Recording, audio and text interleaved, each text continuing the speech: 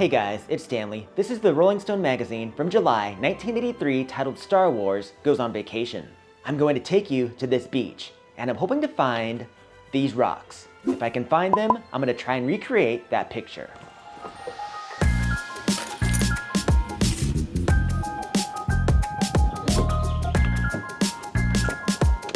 And after I take you to this Star Wars beach, I'm going to take you to another Star Wars related location. Let's go.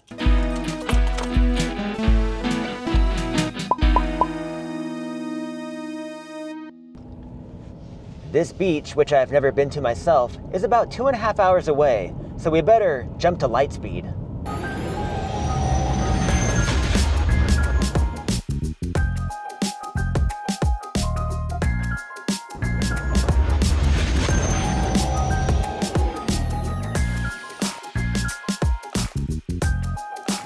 After 3.5 hours of driving, light speed is not what it used to be. We made it to Stinson Beach. This is the beach from the cover of that Rolling Stone magazine.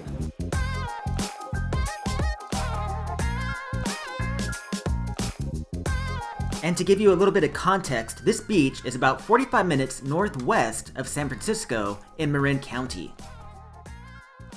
Yep, we're at the right beach. I recognize this grain of sand from the cover. I don't like sand. It's coarse, rough, and irritating, and it gets everywhere. Oh yeah, young Anakin Skywalker, he would have hated it out here at the beach. But protected in the costume as the Dark Lord of the Sith, he's having fun out here. He even brought a boombox.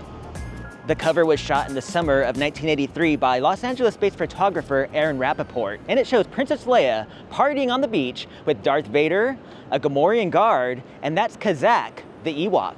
Kazak gets very little screen time in Return of the Jedi, but there's Kazak right there. And here's a nice close-up of Kazak.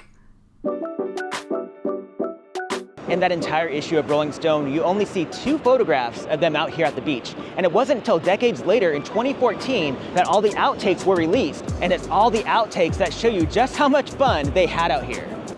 Darth Vader is lifting up Princess Leia, and I read that David Prowse, who portrayed Darth Vader in the original trilogy, I read that he was in the costume that day. I bet you he was thinking, who's your daddy?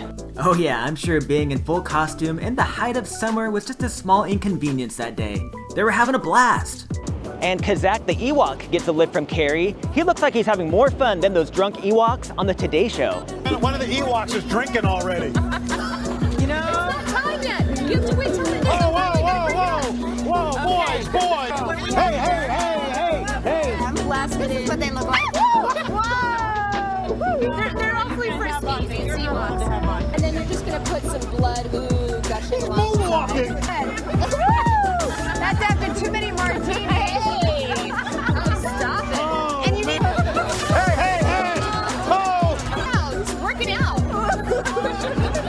And Carrie, she's looking hotter than the twin sons of Tatooine, especially in this candid shot taken by a fan.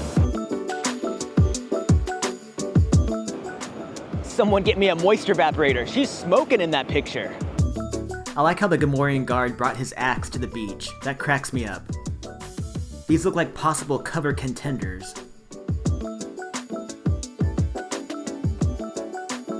What's wild is that they're wearing the authentic screen-used costumes. These aren't no Party City knockoffs. That's a real Darth Vader costume, a real Gamorrean Guard and Ewok costume, and Carrie Fisher is wearing her iconic Slave Leia outfit.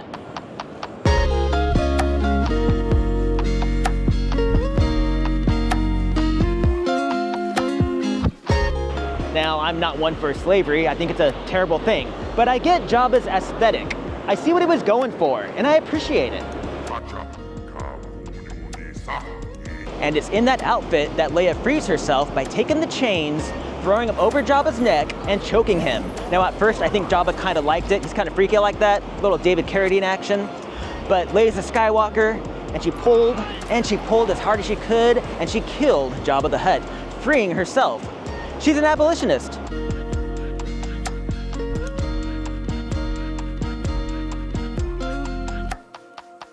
From all reports, Carrie Fisher had a blast out here that day, and it was her idea to take the screen-used costume inside the cold, salty Pacific Ocean.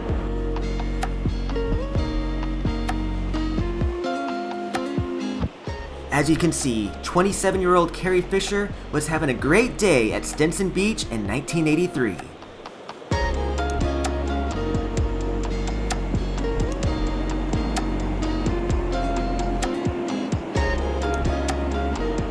I wonder if anyone at Lucasfilm was mad after seeing photos of her in costume in the ocean. In 2015, the Slave Leia outfit went up for auction. And I know they made at least a couple of these outfits for Return of the Jedi. But look how faded this one is. Is this the one that went in the ocean? Check how much wear is on the lower half of the bikini.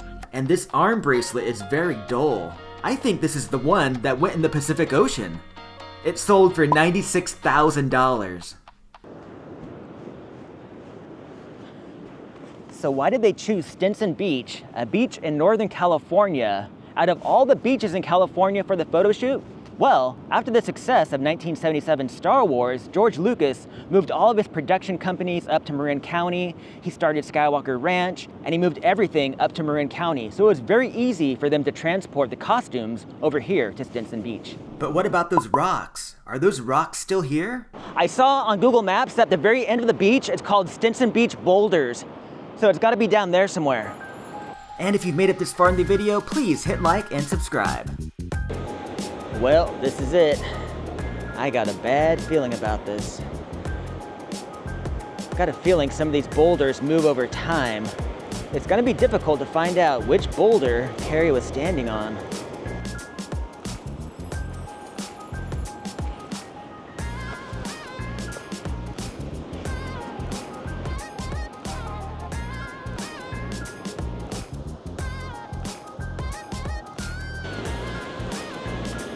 Oh, I think I see it. All right, this is a little dangerous. They are slippery.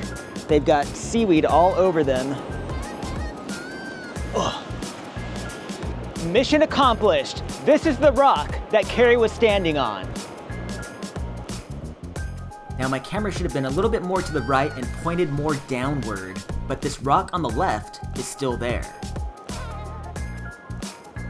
Although some of these boulders have moved over the decades with all the storms out here, I can make out some features from the photograph in this boulder.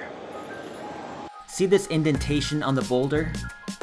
That can still be seen to this day, a little hard in the direct sunlight today.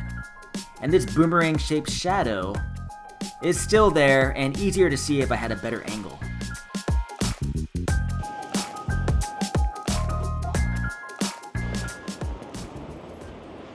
All right, success. We found the boulder, but there's one other place I want to take you that is Star Wars related.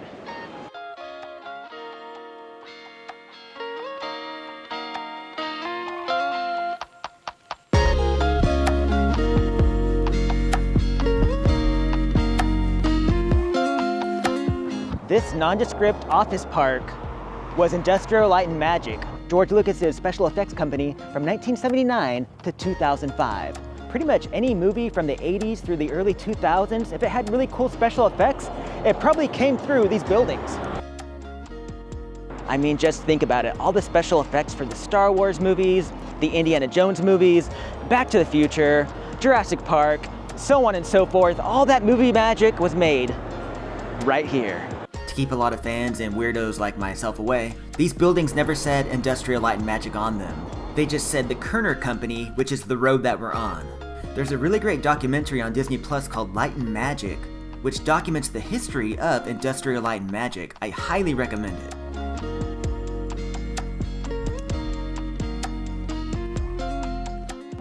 This building right here was the original THX studio. And on this side, this was the model shop. And up there, on top of that roof, is where they blew up Jabba's sail barge. How amazing is that?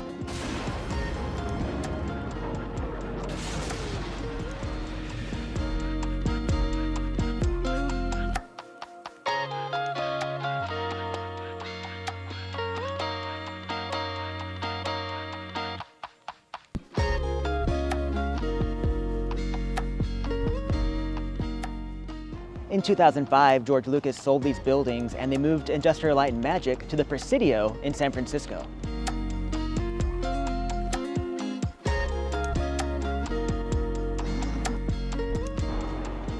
3210 Studios took over the building, and they did their own special effects for movies and commercials and TV shows, but they just went out of business this past year. All right, that's all I've got for you guys today. If you had fun on this little Star Wars adventure, please hit like and subscribe. From the former Industrial Light and Magic, I'm Stanley Foss. Bye!